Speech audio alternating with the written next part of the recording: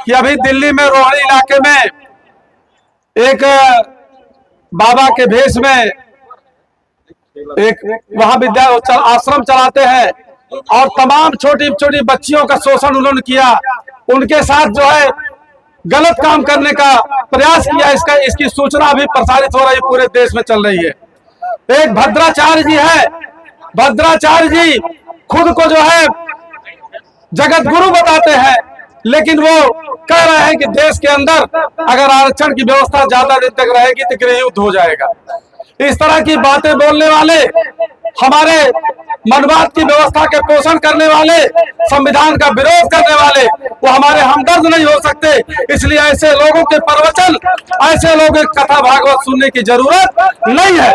हम ये अपील करना चाहते हैं कि अगर कोई भी व्यक्ति बाबा साहब का अपमान करता है, अगर कोई व्यक्ति, कोई साधु संत, कोई महात्मा के भेष में अगर बाबा साहब का अपमान करता है, संविधान के में दिए गए आरक्षण का विरोध करता है, संवैधानिक व्यवस्था का विरोध करता है, हमारे महापुरुषों का अपमान करता है, तो ऐसे लोगों को हम सम्मान नहीं दे सकते। ऐसे लोगों का प्रवचन हम नहीं सुनेंगे और ऐसे लोगों को हम